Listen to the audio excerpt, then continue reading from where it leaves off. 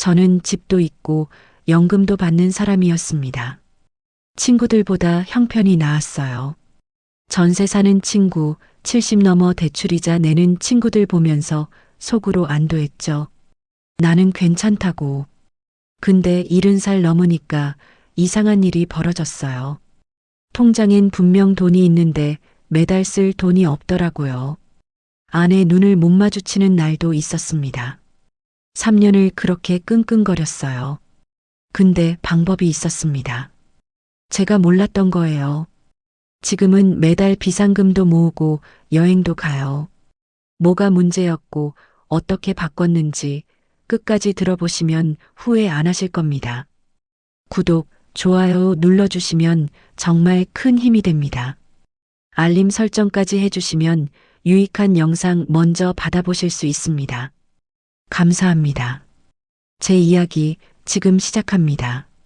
저는 올해 73, 김민호입니다. 아내 정숙이랑 지방 중소도시 아파트에서 둘이 살아요. 지금은 매달 70만 원씩 비상금 모으고 2달에 한 번씩 온천 여행도 다니는데요.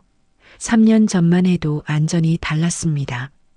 매일 밤 천장만 보면서 잠 못 이루던 그때 정말 지옥이었어요.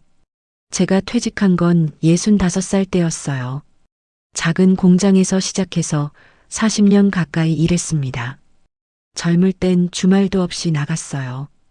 애들 대학 보내야 하고 집 장만해야 하고 그땐 그게 당연한 줄 알았거든요. 퇴직할 때 재산을 따져봤어요. 30평대 아파트 3억, 저축 4천만 원, 국민연금 월 60만 원. 종이에 적어놓고 아내랑 같이 봤습니다. 우리 이 정도면 중간은 가겠지? 아내도 고개를 끄덕였어요. 그래, 우리 그래도 괜찮은 편이야. 주변 친구들 보면 저보다 못한 사람도 많았거든요. 동창 창수는 아직도 전세살이에요. 만날 때마다 똑같은 말합니다. 집값 오를 때 샀어야 했는데 그때 왜 안 샀을까? 맨날 후회하더라고요. 저는 속으로 생각했어요. 나는 그래도 일찍 집 샀지. 입 밖으론 안 꺼냈지만요. 또 다른 친구 정호는 집은 있는데 대출이 아직 남았어요. 지난번 만났을 때 그러더라고요. 퇴직금 절반이 대출 갚는데 들어갔어. 매달 이자만 40만 원이야. 한숨을 푹 쉬더라고요. 저는 그런 거 없었거든요. 집 대출 다 갚았고 월세도 아니고 내 집이니까 속으로 이렇게 생각했습니다. 그래도 나는 낫네. 지금 생각하면 부끄러워요. 친구들 어려운 얘기 들으면서 비교하고 있었으니까. 근데 그땐 진심으로 그렇게 믿었어요. 아내한테도 그랬습니다. 우리는 그래도 괜찮은 편이야. 창수 정호에 비하면. 우리가 얼마나 나은지 알아?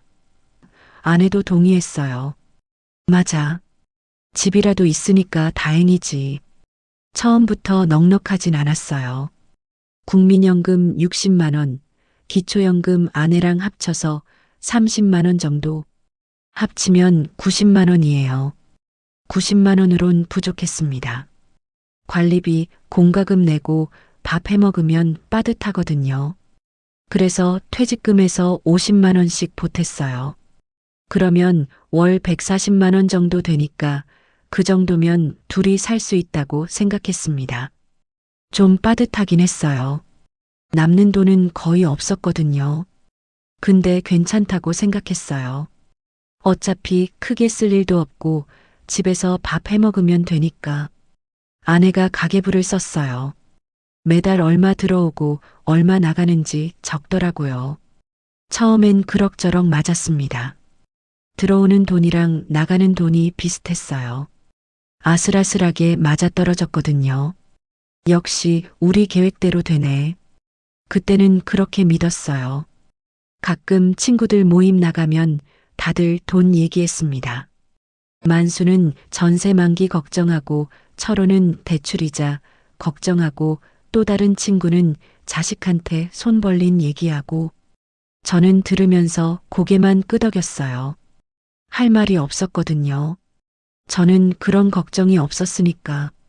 민호야, 너는 그래도 낫다. 집 다 갚았잖아. 연금도 나오고. 그 말 들을 때 기분이 묘했어요. 미안하기도 하고, 근데 솔직히 안심도 됐거든요. 그래, 나는 괜찮아. 70살 될 때까지 그렇게 믿었습니다. 근데요, 그게 착각이었어요. 집 있고 연금 나온다고 괜찮은 게 아니더라고요. 3년 전 70살 되던 해였어요. 그때부터 뭔가 달라지기 시작했습니다. 처음엔 병원이었어요. 저는 혈압약을 먹거든요. 60대 후반부터 먹기 시작했는데 그땐 한 달에 2만 원이면 됐어요. 근데 70 넘으니까 몸 여기저기서 신호가 오더라고요. 무릎이 아프고 소화가 안 되고 잠을 못 자겠고 병원을 한 군데만 가는 게 아니에요. 내과 가고 정형외과 가고 이비인후과 가고 약도 한두 개가 아니고요. 아내는 저보다 더 했어요. 무릎 주사 맞으러 다니거든요. 둘이 병원비만 한 달에 15만 원 넘게 나갔습니다. 예전엔 5만 원도 안 들었는데 갑자기 3배가 된 거예요. 경조사도 문제였어요. 60대 때는 결혼식이 많았거든요. 조카 결혼, 친구 자식 결혼. 그래도 축하하는 마음으로 갔어요. 70 넘으니까 장례식이 늘더라고요. 친구 부모님 돌아가시고, 선배 돌아가시고, 동네 어르신 돌아가시고, 한 달에 한두 번은 꼭 있었어요. 어떤 달은 3번도 있었습니다. 부의금이 5만 원이에요. 3번이면 15만 원이 나가는 거예요. 안 갈 수도 없잖아요. 아내가 그러더라고요. 이번 달도 경조사비가 많이 나갔네. 한숨을 쉬더라고요. 저도 할 말이 없었습니다. 줄일 수가 없으니까요. 명절도 부담이었어요. 자식들이 온다고 하면 반갑죠. 근데 반가운 것도 잠깐이에요. 장 봐야 하고 손주들 용돈 줘야 하고 추석 한 번에 30만 원은 나갔어요. 설날도 마찬가지고요. 예전엔 그 정도 쓸 여유가 있었거든요. 근데 지금은 그 30만 원이 너무 크게 느껴졌습니다. 아내한테 말 못했어요. 명절이 부담된다. 이런 말 어떻게 합니까? 자식들 오는 게 부담이라니. 그래서 그냥 속으로 삼켰습니다. 근데 통장은 거짓말을 안 하더라고요. 가계부를 보니까 답이 나왔어요. 월 140만 원 들어오는데 고정비가 50만 원이에요. 관리비, 공과금, 통신비, 보험료. 이것만 50만 원입니다. 남은 90만 원으로 먹고 살아야 해요. 식비 40만 원, 병원비 15만 원, 경조사 10만 원, 교통비 3만 원, 생필품 10만 원. 다 합치면 78만 원이에요. 90만 원에서 78만 원 쓰면 12만 원 남죠. 근데 이게 계산대로 안 되더라고요. 경조사 2번 겹치면 명절 끼면 갑자기 병원 가면 그 달은 바로 적자예요. 퇴직금에서 50만 원씩 보태고 있었잖아요. 근데 어느 순간부터 그게 70만 원이 됐어요. 어떤 달은 80만 원도 보탰습니다. 처음엔 4천만 원 있었거든요. 3년 지나니까 2천만 원 아래로 떨어졌어요. 아내가 가계부 보면서 그러더라고요. 여보, 이러다 비상금 다 없어지겠어? 저도 알았어요. 근데 뭘 어떻게 해야 할지 모르겠더라고요. 더 벌 수도 없고 덜 쓸 수도 없고 병원을 안 갈 수도 없잖아요. 그때 아내가 한마디 했어요. 우리 왜 이래? 그 말이 제일 무서웠습니다. 화난 게 아니에요. 짜증난 것도 아니고요. 그냥 진짜 모르겠다는 거예요. 집도 있고 연금도 나오는데 왜 매달 이렇게 쪼들리는 거야? 저도 대답을 못했어요. 나도 모르겠으니까. 분명히 들어오는 돈은 있거든요. 근데 쓸 돈이 없어요. 매달 부족해요. 통장 잔고는 있는데 그건 비상금이라 못 건드리겠고 건드리면 진짜 끝이니까. 그 느낌 아세요? 돈이 없는 게 아닌데 돈이 없는 기분. 숨이 막히는 것 같았어요. 친구들한테 말 못했습니다. 나 요즘 힘들어. 이런 말 어떻게 해요? 전세 사는 진수한테, 대출 있는 명우한테. 나는 집도 있고 연금도 나오는데. 창피했어요. 그래서 혼자 끙끙 앓았습니다. 밤에 잠이 안 오더라고요.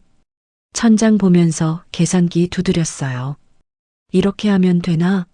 저렇게 하면 되나? 답이 안 나왔습니다. 그때 처음 생각했어요. 뭔가 근본적으로 잘못된 거 아닌가? 그러던 어느 날이었어요. TV에서 노후 관련 프로그램을 하더라고요. 평소 같으면 채널 돌렸을 거예요. 근데 그날은 왠지 보게 됐습니다. 제 상황이랑 비슷한 얘기가 나왔거든요. 전문가가 이런 말을 하더라고요. 노후가 무너지는 건 돈이 없어서가 아닙니다. 매달 들어오는 돈이 없어서예요. 그 말이 귀에 꽂혔어요. 자산이 많아도 현금이 안 돌면 힘듭니다. 집이 10억이어도 매달 쓸 돈이 없으면 가난한 거예요. 아내한테 그랬어요. 저거 우리 얘기 아니야? 아내도 TV를 보더니 한숨을 쉬더라고요. 맞아. 우리가 딱 저거야. 그날 밤에 다시 계산을 해봤어요. 우리 자산이 얼마지? 아파트 3억, 비상금 2천만 원. 합치면 3억 2천이에요. 적은 돈 아니잖아요. 근데 왜 매달 쪼들릴까? 답은 간단했어요. 그 돈이 안 도니까요.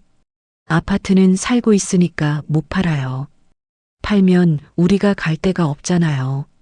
월세 살 수도 없고 자식에 얹혀 살 수도 없고 비상금 2천만 원은 건드리면 안 돼요. 그거 다 쓰면 진짜 끝이니까. 병원비 크게 나오면 어떡해요? 그러니까 3억 2천이 있어도요.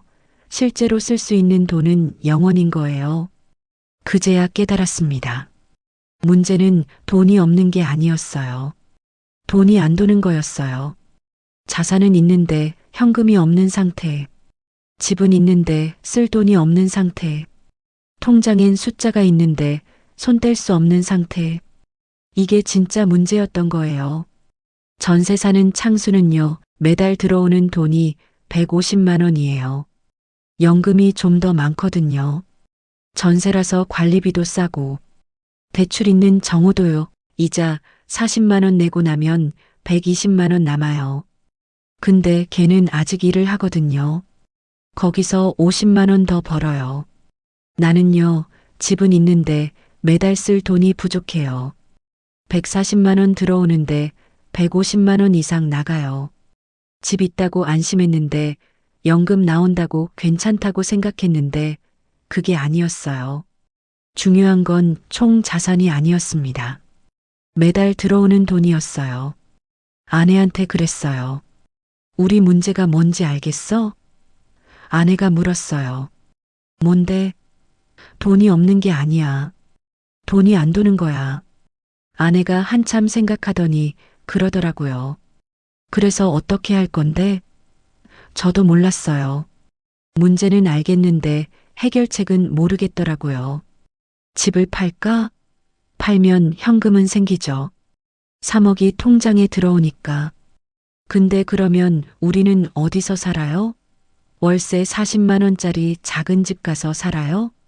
그것도 언제까지요? 3억 들고 월세 살면요. 한 달에 생활비 포함 150만 원씩 쓴다 치면 1년에 1,800만 원이에요. 3억이면 16년 정도 버티는 거예요. 근데 중간에 병원비 크게 나오면 물가 오르면 16년도 못 버텨요. 그리고 86살 넘으면 어떡해요? 돈 다 떨어지면 그때는 진짜 끝이에요. 집 파는 건 답이 아니었습니다. 그럼 비상금을 쓸까? 2천만 원 있으니까 한 달에 50만 원씩 보태면 40개월이에요. 3년 조금 넘게 버틸 수 있어요. 근데 그러면 비상금이 0원이 되잖아요. 진짜 급할 때 쓸 돈이 없어지는 거예요. 아내가 큰 병 나면, 내가 쓰러지면 그때 돈이 없으면 어떡해요? 비상금 쓰는 것도 답이 아니었어요. 머리가 복잡했습니다. 자산은 있는데 현금이 없다. 집은 못 팔고 비상금은 못 쓰고 연금은 부족하고 이러지도 저러지도 못하는 상황. 막다른 골목에 몰린 기분이었어요. 그날 밤에 또 잠을 못 잤습니다. 천장 보면서 생각했어요. 방법이 없나? 진짜 방법이 없는 건가? 아내는 옆에서 자고 있었어요. 깨우고 싶지 않았습니다. 나도 불안한데 아내까지 불안하게 하고 싶지 않았거든요. 그렇게 며칠을 끙끙거렸어요. 근데요, 방법이 있었습니다.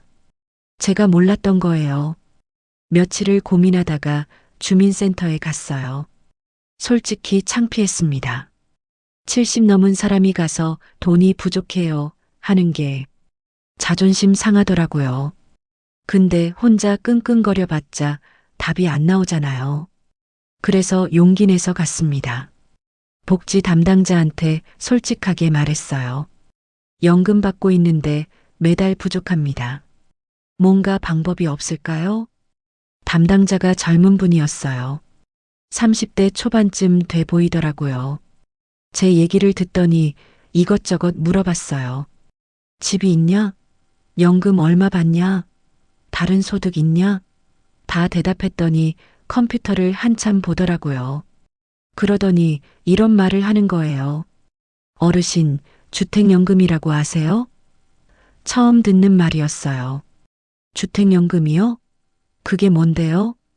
담당자가 설명해 줬어요.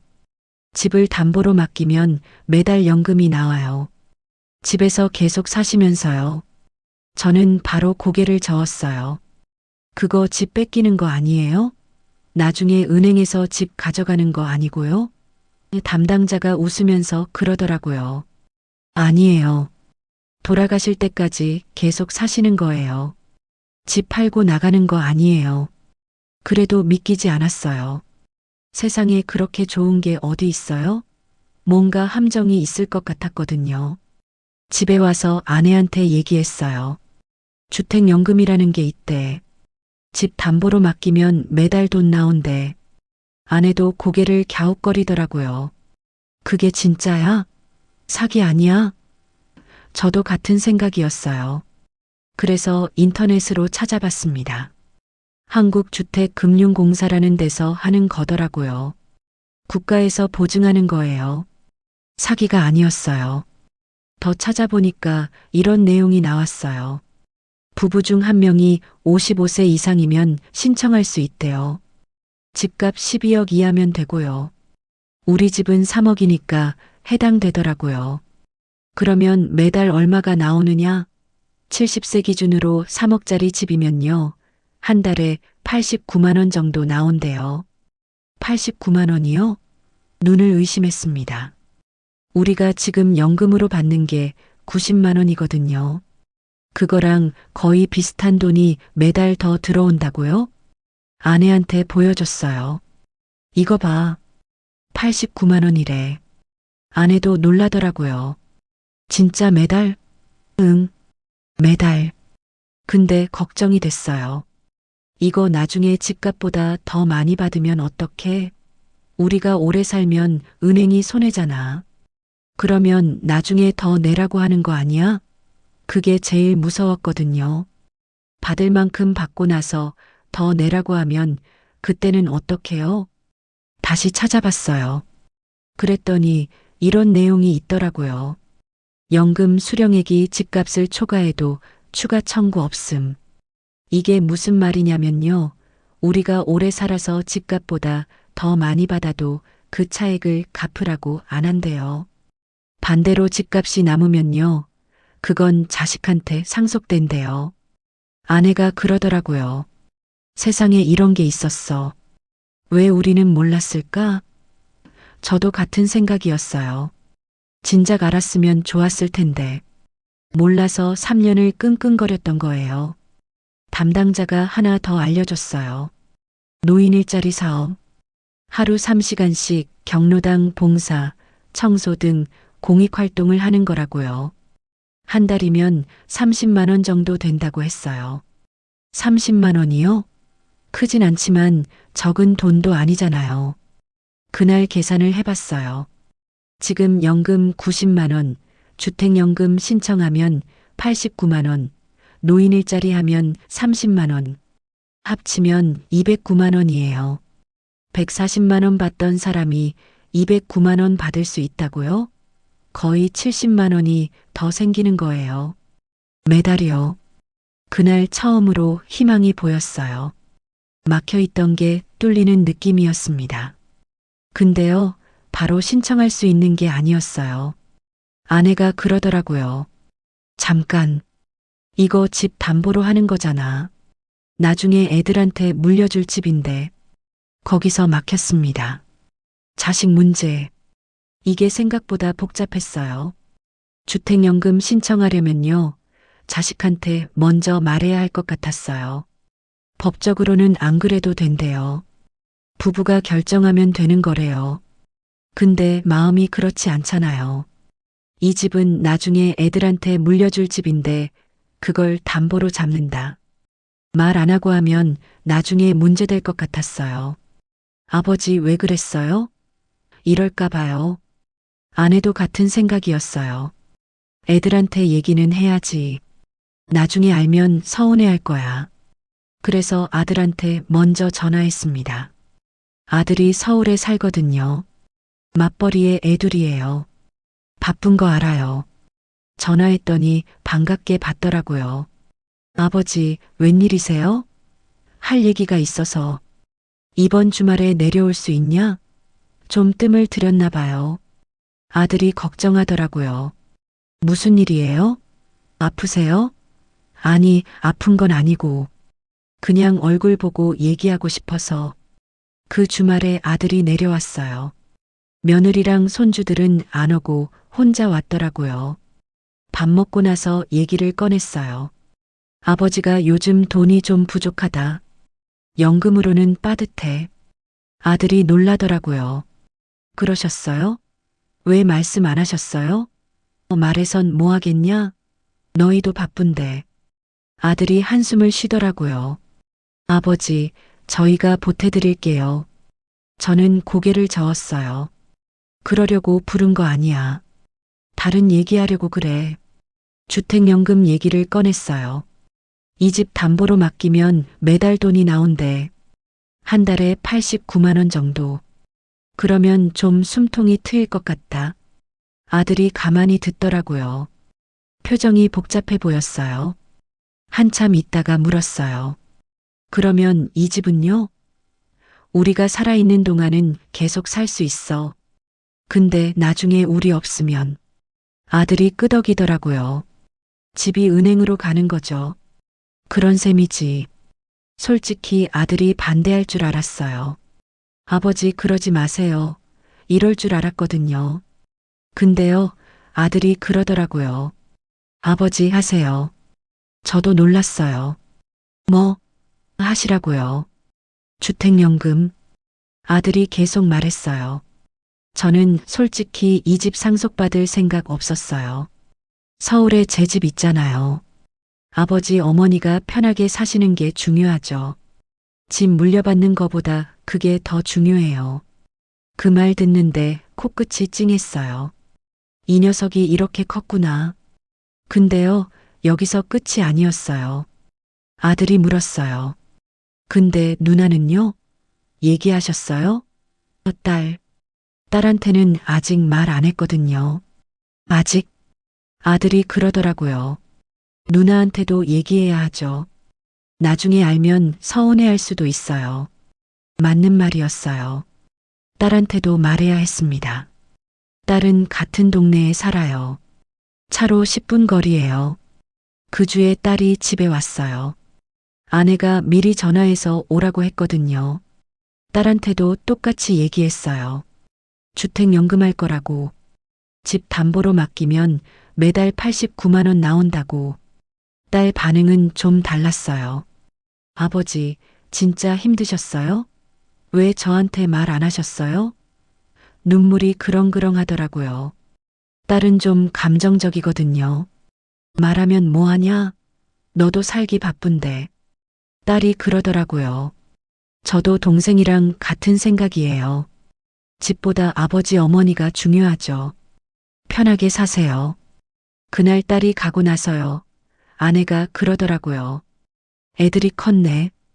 우리가 걱정한 게 부끄럽다. 저도 같은 생각이었어요. 자식들이 반대할까봐 겁났거든요. 근데 아니었어요. 오히려 우리보다 더 담담하게 받아들이더라고요. 그제야 마음이 놓였어요. 이제 진짜 신청해도 되겠다. 근데요, 주택연금만으론 부족했어요. 89만 원 더 들어오면 좋죠. 기존 연금 90만 원에 89만 원 더하면 179만 원이에요. 생활비 150만 원 쓰면 29만 원 남아요. 예전보다는 훨씬 낫죠. 근데 저는 욕심이 생겼어요. 비상금도 모으고 싶었거든요. 그러려면 수입이 더 있어야 했어요. 주민센터에서 들었던 그 얘기, 노인 일자리요. 그걸 해보기로 했습니다. 노인 일자리 신청하러 주민센터에 다시 갔어요. 담당자가 설명해 줬어요. 공익활동형이라고 하루 3시간 한 달에 30시간 정도 활동비가 월 29만 원 나와요. 29만 원 하루 3시간이면 할만하겠다 싶었어요. 근데 바로 안 된대요. 대기자가 있어서 2, 3개월 기다려야 할 수도 있다고 신청서 내고 집에 왔습니다. 기다리는 수밖에 없었어요. 근데요, 생각보다 빨리 연락이 왔어요. 3주쯤 지났을 때였어요. 자리 났다고 전화가 왔거든요. 바로 대답했어요. 하겠다고. 전화 끊고 나서 좀 떨리더라고요. 70 넘어서 다시 일하러 간다. 이게 될까? 첫날 나갔어요. 동네 경로당 근처 공원이었어요. 거기서 환경 정리를 하는 거예요. 낙엽 쓸고 쓰레기 줍고 어려운 일은 아니었어요. 같이 하는 분들이 7, 8명 있었어요. 다 저랑 비슷한 나이예요. 70대 초중반 어르신들 9시에 모여서 12시에 끝나요. 힘들면 중간에 쉬어도 되고요. 무리할 필요가 없었어요. 첫날은 좀 어색했어요. 아는 사람도 없고 뭘 해야 할지도 모르겠고. 근데요, 일주일 지나니까 적응이 되더라고요. 같이 일하는 분들이랑 얘기도 하게 됐어요. 다들 비슷한 사정이었어요. 연금만으론 부족해서 나온 분들, 집에만 있으니까 답답해서 나온 분들. 한 분이 그러더라고요. 나는 돈보다 사람이 좋아서 나와. 집에 있으면 하루가 안 가. 공감이 됐어요. 저도 퇴직하고 집에만 있으니까 하루가 너무 길었거든요. 한 달쯤 지나니까요. 생활이 달라지기 시작했어요. 아침에 일어날 이유가 생겼어요. 7시에 일어나서 밥 먹고 준비하고 9시에 출근하고 예전 직장 다닐 때랑 비슷하더라고요. 물론 훨씬 편하지만요. 하루 3시간이니까 12시에 끝나면 동료들이랑 점심 먹을 때도 있었어요. 동네 식당에서 된장찌개 하나 시켜놓고 이런저런 얘기하는 거예요. 아내가 그러더라고요. 당신 요즘 얼굴이 좋아졌어. 밖에 나가니까 다른 것 같아. 저도 느꼈어요. 뭔가 달라졌다는 거. 29만 원이 큰 돈은 아니에요. 하루로 치면 10,000원도 안 되거든요. 근데요, 이건 돈만의 문제가 아니었어요. 아침에 일어날 이유, 만날 사람들, 규칙적인 생활 리듬. 이게 생기니까 달라지더라고요. 퇴직하고 나서 집에만 있었잖아요. TV 보고 낮잠 자고 산책하고 그게 전부였거든요. 솔직히 우울했어요. 나는 이제 쓸모없는 사람인가? 그런 생각도 했었거든요. 근데 일을 시작하니까요. 그런 생각이 안 들어요. 내가 뭔가 하고 있다는 느낌. 그게 중요하더라고요. 주택연금 신청도 마무리됐어요. 서류 준비하고 심사받고 한 달 정도 걸렸어요. 그 다음 달부터 89만 원이 들어오기 시작했어요.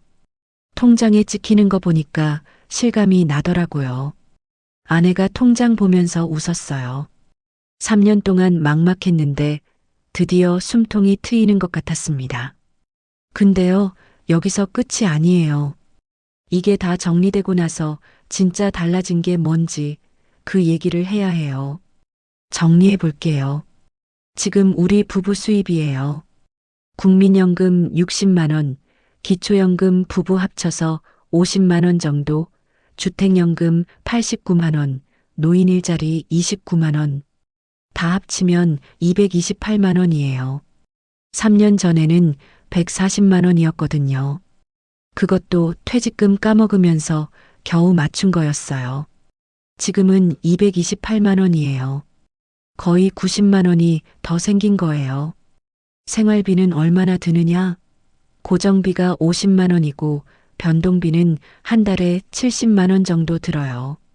다 합치면 120만 원이에요. 228만 원 들어오고 120만 원 나가면요. 108만 원이 남아요. 근데 이게 매달 딱 맞아떨어지는 건 아니에요. 경조사 많은 달은 더 나가고 병원비 큰 달도 있거든요. 그래서 넉넉하게 잡아서 150만 원 쓴다고 치면요. 한 달에 78만 원 정도 남는 거예요. 3년 전에는 매달 마이너스였거든요. 퇴직금에서 50만 원, 70만 원씩 빠져나갔잖아요. 지금은 반대예요. 매달 돈이 쌓여요. 이게 얼마나 큰 차이인지 아세요? 3년 전에는요, 병원 갈 때마다 계산기 두드렸어요. 이거 해야 하나 말아야 하나, 약 이거 꼭 먹어야 하나. 지금은 안 그래요. 아프면 그냥 병원 가요. 필요한 약 있으면 사요.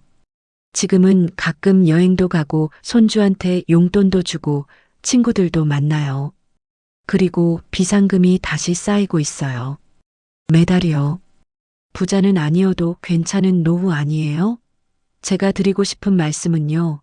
노후가 무너지는 이유, 돈이 없어서가 아니에요. 집이 있어도 연금이 나와도 매달 쓸 돈이 없으면 무너져요. 중요한 건 총 자산이 아니에요. 매달 들어오는 돈이에요. 저는 그걸 70 넘어서 깨달았어요. 3년을 끙끙거리고 나서요. 여러분은 저보다 빨리 준비하세요. 미리 알면 미리 대비할 수 있으니까요. 오늘 영상이 도움되셨다면 댓글로 여러분의 생각도 나눠주세요. 구독과 좋아요는 큰 힘이 됩니다. 감사합니다.